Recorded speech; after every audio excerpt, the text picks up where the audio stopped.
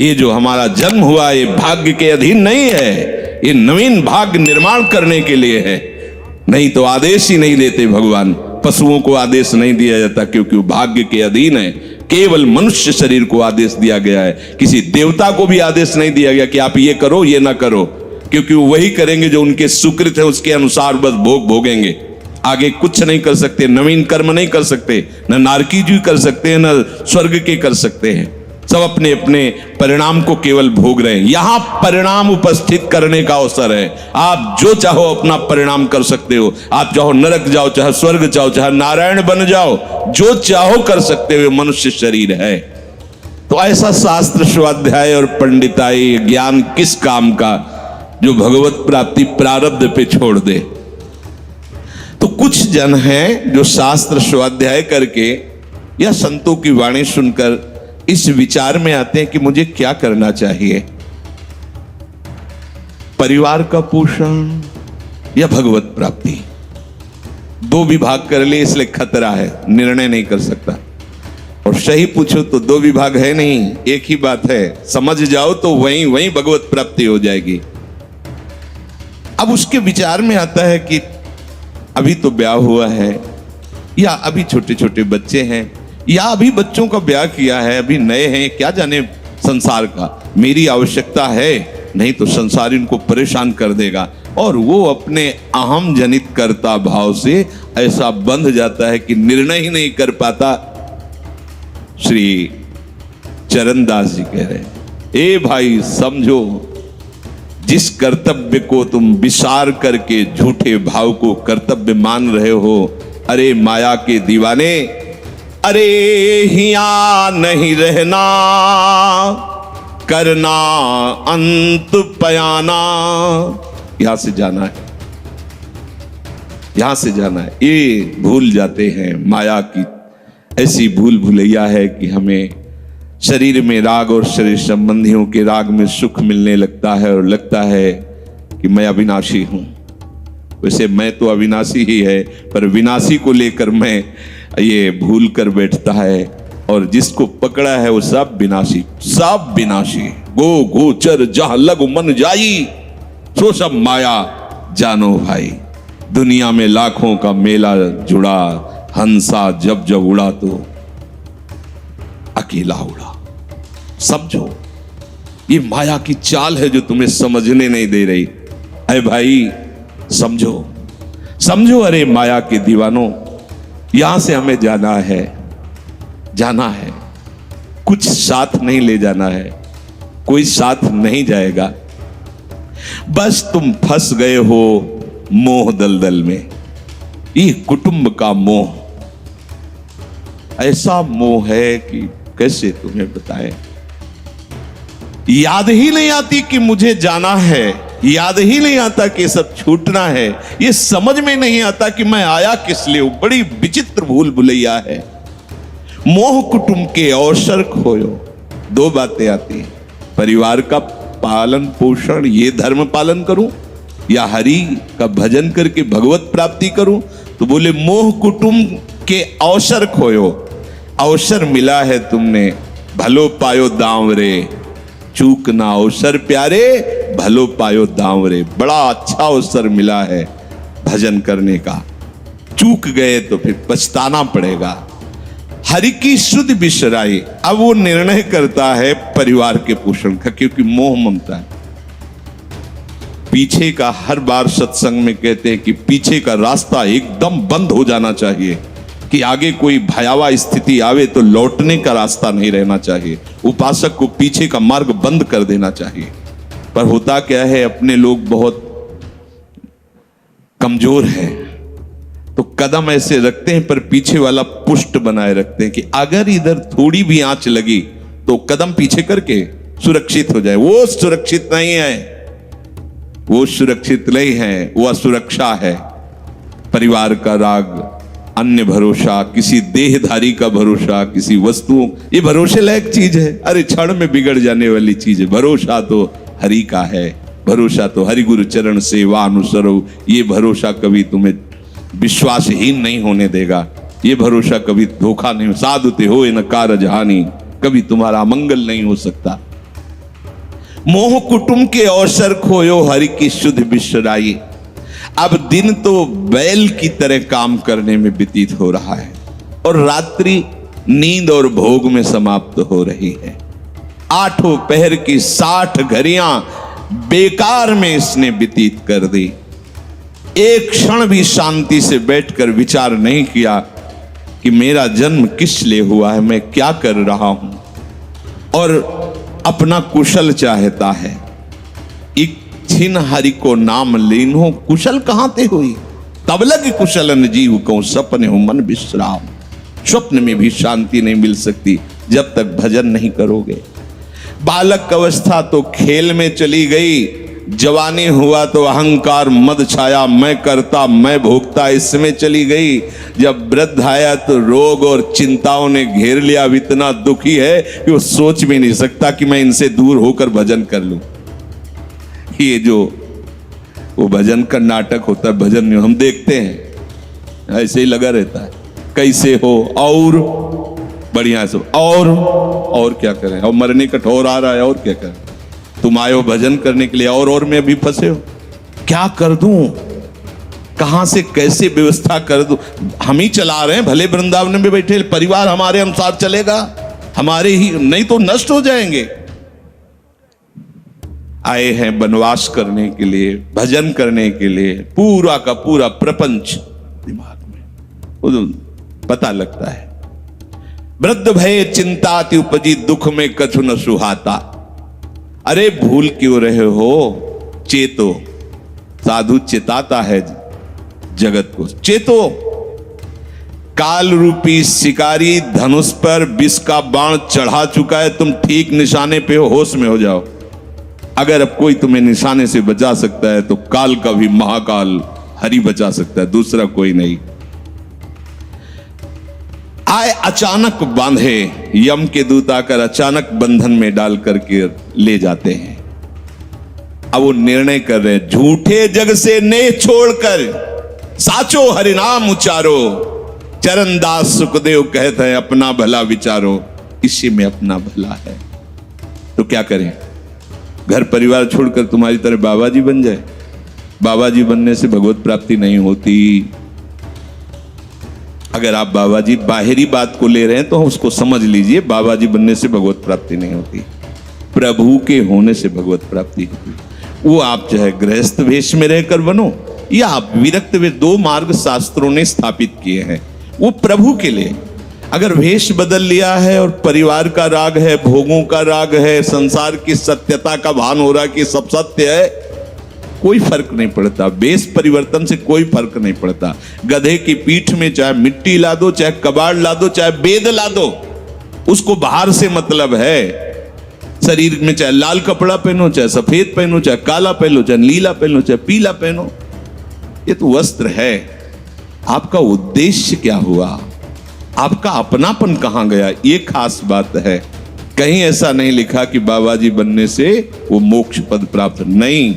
जहां संत की बात आएगी वहां लक्षण होंगे, जहां भगवत प्राप्ति की बात आएगी वहां मन का प्रभु में तन्मयता होना, प्रभु में डूबना, प्रभु के चिंतन में मगन होना होगा। वो चाहे गृहस्थ हो चाहे विरक्त हो, दोनों के।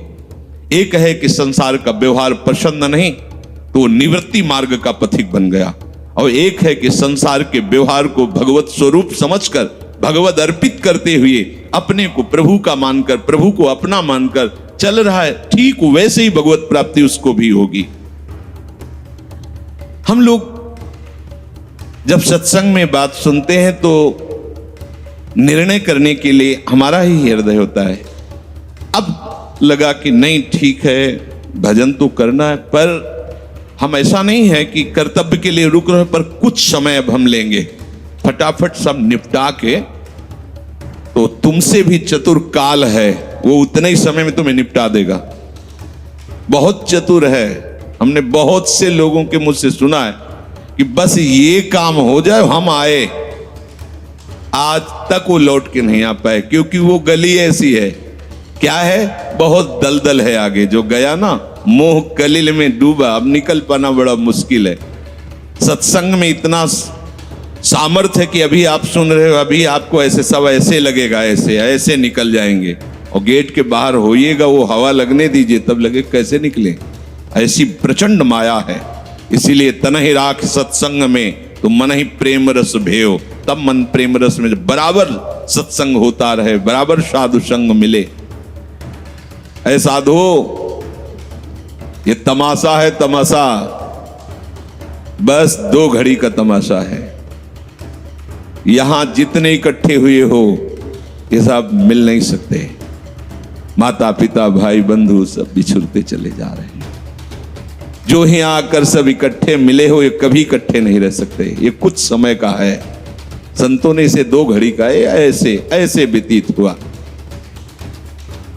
हम लोग परिवार को अपना मैं मानकर, मेरा मानकर के जो पोषित कर रहे हैं, वो कुछ समय के लिए है।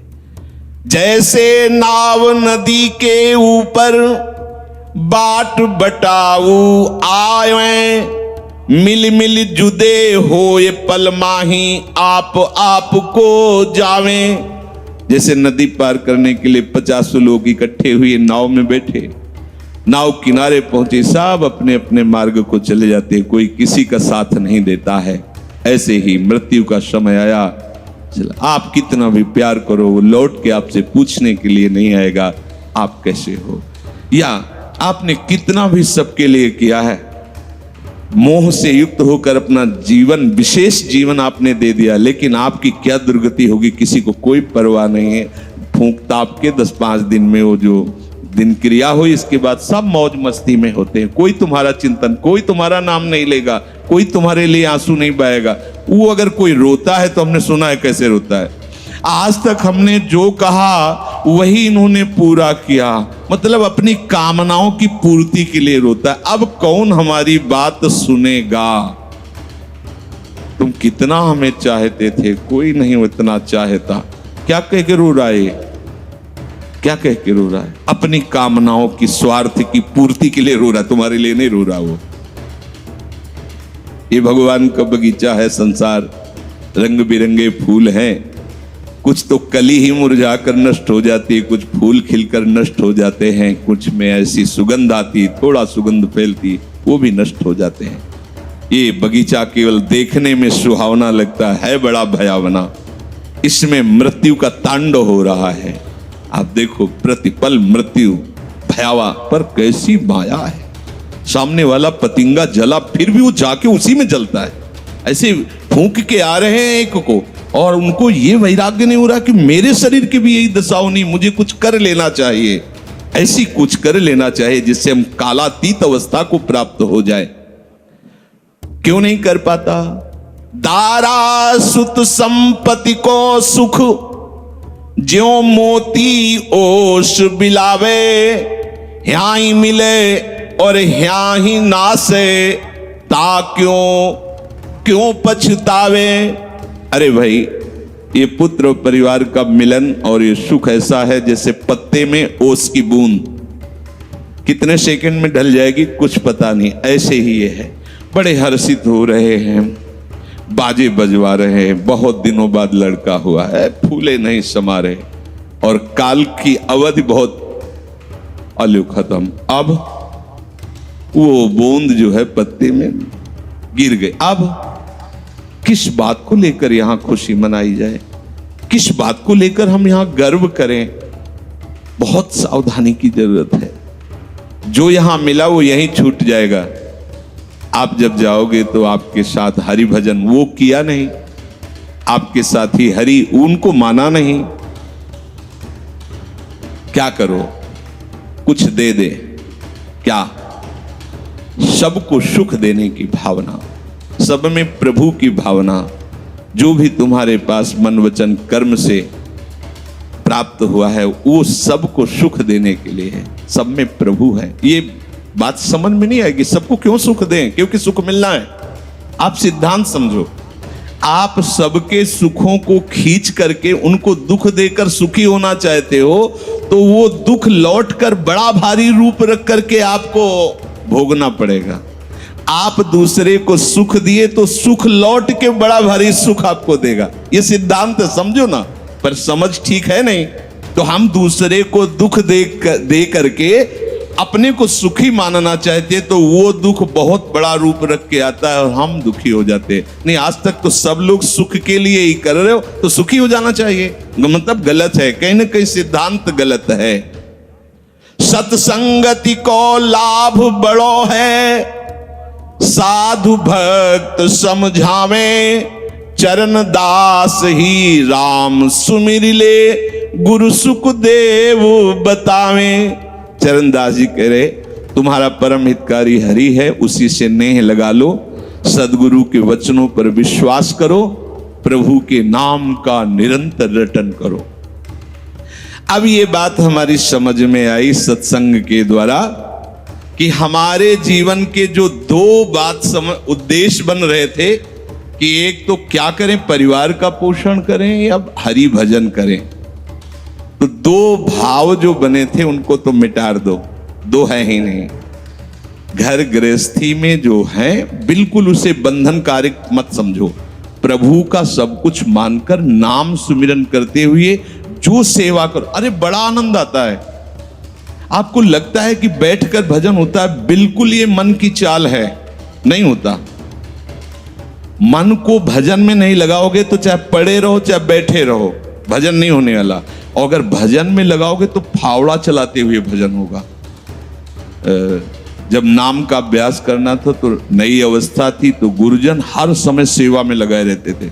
बड़ी बड़ी पत्थर की शिलियां आश्रम में थी, उठा उठा कर उनको जमा कर खोद के बना बराबर करना, तुलसी का बगीचा लगाना, गेंदे का बगीचा लगाना, और वृक्षों को हैंड पैप से भर भर के पानी 100 बाल्टी खूब सींचना खूब, और उसमें भी नाम स्मरण करना।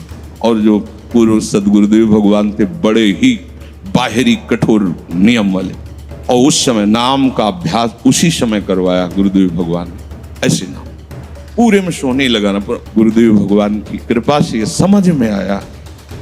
तो हमें लगता है कि कोई भी काम करते हुए भजन हो सकता है, कोई भी। अरे जब युद्ध हो सकता है तो और क्या बात है। अब बोलो आपका निर्णय कि मैं परमार्थ में जाऊं या व्यवहार ठीक करूं। हम कह रहे हैं वो व्यवहार ही परमार्थ बना लो ना, भागने की जरूरत कहाँ है। और जब आपकी अरुचि बढ़ेगी, वैराग्य बढ़ेगा, तो तुम्हें कोई रोक नहीं पाएगा। वो तो स्थिति आएगी, और अगर स्थिति के लिए बिना तुम भागोगे तो यहां के वही प्रपंच करोगे, यहां भी वही प्रपंच करोगे, भजन नहीं होगा। तो पहले तो साधक को इस बात को लेकर संदेह होता है कि संसार का व्यवहार करना कर्तव्य है या भजन करके भगवत प्राप्ति करना कर्तव्य। अब उसका सत्संग के द्वारा निर्णय होता है, चाहे शास्त्र का चाहे संतों का, कि नहीं नहीं मुझे तो इस जन्म में भगवत प्राप्ति करनी है। संसार के इन सब कार्यों को तो बहुत जन्मों में किया है, अब इस जन्म में भगवत प्राप्ति करनी है। ऐसा निर्णय सत्संग से होता है। जब ऐसा निर्णय हुआ तो भोग उसे कड़वे लगने लगे। ये शरीर का विलास, इंद्रियों का विलास उसको एक दुखद लगने है, कैसे छोड़ूं, कैसे हटूं। अब उसी को वैराग्य कहते हैं। अब उसके अंदर वैराग्य बढ़ने लगा। जब वैराग्य बढ़ने लगा तो वो प्रभु की तरफ चलने के लिए उतावला हुआ। अब उसके सामने प्रभु की तरफ चलने के लिए जो बताने वाले वो शास्त्र हैं और वो संत जन हैं। अब इतने संत जन हैं कि उनकी सबकी अलग अलग साधना है, अलग अलग उपासना है। इतने शास्त्र हैं कि उनकी अलग अलग धाराएं हैं, और बिना इसके कल्याण नहीं होगा। सब कोई कहता है हमारा मार्ग ठीक है, सब सिद्धांत कहते हैं इससे भगवत प्राप्ति, इससे भगवत प्राप्ति, इससे ऐसा, इससे। वो साधक फंस जाता है कि चलूं तो किस में चलूं। उसके सामने साध्य और साधन विषयक तरह तरह के भेद साधकों के द्वारा, संतों के द्वारा, भक्तों के द्वारा डाले जाते हैं सामने। फिर शास्त्र को पढ़ता तो बहुत सी बातें शास्त्र में निकलती हैं। अब वो बेचारा परेशान हो जाता है कि अब मैं क्या करूं। संसार का तो सत्संग के द्वारा समझ लिया कि ये ठीक नहीं, मुझे भगवत प्राप्ति, पर कैसे भगवत प्राप्ति करूं। अब इसका निर्णय करना उस नवीन साधक के लिए बहुत कठिन होता है। परंतु भगवत कृपा का वो जिसने आश्रय ले लिया वो यहां टिकता नहीं है इस संशय में। परमार्थ भगवत कृपा से पुष्ट होता है। सबसे पहले प्रभु हरि को गुरु बनाना चाहिए। वही सबके गुरु हैं। जब हम घर से निकलने की सोच रहे हैं उस समय वो सोच भी गुरु दे रहा है, वो हरि गुरु उस समय सोच भी दे रहा है वही। तो जब हमारी ऐसी स्थिति आती है कि हम निर्णय नहीं कर पाते तो अंदर से प्रभु को पुकारना चाहिए, हे गुरुदेव हरि, आप प्रकट रूप में मिलो और मेरा समाधान करो। अब जो ही वो अंदर से ऐसी दशा में प्रभु की शरण होकर के पुकारता है तो भगवत कृपा उसे सदगुरुदेव के रूप में प्राप्त हो जाती है। ये ओहो, जो मैं खोज रहा था वो मिल गया। वो अंदर से भगवान उसको वहां पहुंचा देते हैं, वो बात सुनवा देते हैं, वो संयोग बैठाल देते हैं, जिससे उसके सारे संशय नष्ट हो जाते हैं। अब वो संपूर्ण शास्त्र और संपूर्ण संतों के मत को प्रणाम करके अपने गुरुदेव की आज्ञा पर चलने लगता है। अलग अलग वर्णन है संप्रदायों के सिद्धांत, अलग अलग शास्त्रों की युक्तियां वर्णन है। हम कितनी युक्तियां कितनी चलेंगे तो एक युक्ति में ही। तो इतनी बात समझ लेना है कि हम प्रभु के अंश हैं, इसमें किसी भी संप्रदाय का कोई कटाक्ष नहीं। जीव प्रभु का अंश है, इसमें किसी भी संप्रदाय की कोई टिप्पणी नहीं है ना, ठीक है। दूसरी बात, संसार भगवान की माया है, सब संप्रदाय है ना, तो इस माया को त्यागना है। बात समझ में आ गई। तीसरी बात है भगवत प्राप्ति करनी है। ये तीन बातें किसी भी संप्रदाय में कहीं भी कोई काट नहीं इनकी। हम प्रभु के अंश हैं, ये संसार माया के द्वारा रचित है। संसार का, संसार के भोगों का त्याग करने वाला ही भगवत प्राप्ति की योग्य होता है। भगवत प्राप्ति करना हर संप्रदाय का लक्ष्य है, चाहे उपासना कुछ भी हो। संसार का त्यागना हर संप्रदाय का लक्ष्य है। कोई भी आप शास्त्र सिद्धांत या संप्रदाय देखिए, संसार के भोगों का, संसार की आसक्ति का त्याग, और हम प्रभु के हैं, ये सिद्ध बात है। किसी भी संप्रदाय में हो, जीव भगवान का अंश है, ये निश्चित बात है। तो ऐसा निर्णय गुरुदेव की कृपा से स्वाभाविक हो जाता है कि अब सब सिद्धांतों को भले सुन लें, लेकिन हमें चलना का हमें पता है। हमारे गुरुदेव ने हमें बता दिया है, हमारे माई श्यामाजू को राज, हमें चलना। राहो को काहू मनाई दिए, पर मेरे प्राणनाथ श्री श्यामा शपथ करो तृण छिए, मन क्रम वचन त्रिशुद्ध सकल मत, हम श्री हित हरिवंश उपासी, हा हरि रा राधा वा वृंदावन सा सहचरी। साधक की बुद्धि गुरुदेव के प्रताप से उपासना में निश्चल हो जाती है। एक एक बात को समझिए। प्रभु कह रहे, जिस काल में शास्त्रीय मतभेदों से विचलित हुई तेरी बुद्धि निश्चल हो जाएगी, परमात्मा में अचल हो जाएगी, उसी काल तू योग को प्राप्त हो जाएगा। कैसे होगी निश्चल? अगर हम शास्त्रों में भटकते रहो, कई बार समझने के बाद भी ये निश्चय होता था कि ये आश्रय ठीक है या अहम ठीक है। क्योंकि जब एको हम बहुत श्यामा वही ब्रह्म बहुत रूप, मैं भी तो ब्रह्म हूं ना। मैं भ्रम से अपने को अंश मान रहा हूं, भ्रम से अपने को जीव मान रहा हूं, भ्रम से अपने को शरीर मान रहा हूं, वही हूं। सेवक से विभाव बिन भव न तरी उर्गाल। काकभूषण जी कह रहे, बिना सेवक और स्वामी के भाव के संसार से तरा नहीं जा सकता। एक में है सेवक स्वामी भाव के बिना नहीं तरा जा सकता, और एक है कि जब तक सेवक स्वामी भाव भेद है तब तक अविद्या है, अविद्या है तो मोक्ष नहीं। बड़ा झंझट है, बड़ी समस्या है। उसका समाधान केवल गुरुदेव के वचन से होता है। मोक्ष मूलम गुरु कृपा, वो बता दे, ऐसे चलो बस। दूसरे के लिए सुनना, दूसरा कोई गलत नहीं है। बहुत से मार्ग हैं, बहुत से संप्रदाय हैं, बहुत से सिद्धांत हैं। हम सब संप्रदाय, सब सिद्धांत, सब मार्गों को एक साथ नहीं निर्वाह कर सकते। एक मार्ग में चलेंगे तो जो हमें गुरुदेव मिले भगवत प्रेरणा से, उनके द्वारा बताई हुई साधन पद्धति में अपनी बुद्धि निश्चल कर दे। निश्चल कोटि जन्म लग रगर हमारी, बरऊ शंभुनता राहु कुमारी, इसे निश्चलता कहते हैं, इसे अटल कहते हैं। चाहे जितनी परीक्षा ले लो, चाहे जैसा दुख दे दो, चाहे जैसा प्रलोभन दे दो, लेकिन अब अपने प्रियाजू के गोरे चरणार बिंद के सिवा अन्य आश्रय नहीं ले सकते। ये अचल बुद्धि हो गई। साधक की बुद्धि निश्चल हो जाती है कि अब तो मुझे केवल प्रिया प्रीतम का नाम रटना है, प्रिया प्रीतम की सेवा करनी, प्रिया प्रीतम के भरोसे में रहना और प्रिया प्रीतम के पास ही जाना है। ये निश्चय लगभग ऐसा तो हो गया होगा, क्योंकि सत्संग सुन रहे हैं बहुत काल से। कई बार सत्संग में कहा चित्त का समाधान हो जाना ही उपासना की परिपक्वता है। यदि आपसे कोई प्रश्न करे कि आपका उपासना का स्वरूप क्या है, तो श्री राधाजुग चरण निवास, बस आगे कुछ है ही नहीं। हमारा केवल उपास्य तत्व प्रेम, प्रेम का मूर्तिमान स्वरूप लाडली लाडली के गोरे चरणारविंद, बस। भजन साधन ये सब उनकी कृपा से हो रहा है। हमारा लक्ष्य केवल लाडली, भरोसा केवल लाडली, अपनापन केवल लाडली। अभी जीत गए ज्यादा जैसी तरिवंश प्रपंच बंच सब काल ब्याल को खायो, ये जिए जान श्याम श्यामापद कमल संग सिर नायो। मुझे प्रियालाल को प्राप्त करना ये दृढ़ निश्चय हुआ गुरुदेव की कृपा से। ऐसा दृढ़ निश्चय होने वाली बुद्धि को अचल कहते हैं। जब दृढ़ निश्चय हो जाता है तो साधन अब सिद्धावस्था में परिणित होने लगता है। ध्यान रखना, जब तक ये करें कि ये करें कि ये करें कि ये करें ऐसा चलता रहता है तब साधक रहता है। और जब ये निश्चय हो गया है अब उसका साधन सिद्धावस्था की तरफ जा रहा है, क्योंकि अब उसको निश्चय की जरूरत नहीं, वो हो चुका है। प्यारे जो वृंदावन धाम, नाम रूप लीला उनके गुणों का गायन, ये हमारा तय हो चुका है।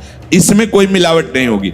अब साधन नहीं हो रहा, अब वो धीरे धीरे परिपक्व हो रहा है, गाढ़ हो रहा है, वो सिद्धावस्था की तरफ जा रहा है। तभी प्रभु कह रहे हैं कि बुद्धिस्तदा योग मवाप्स्यसि, अब वो योग को प्राप्त हो रहा है।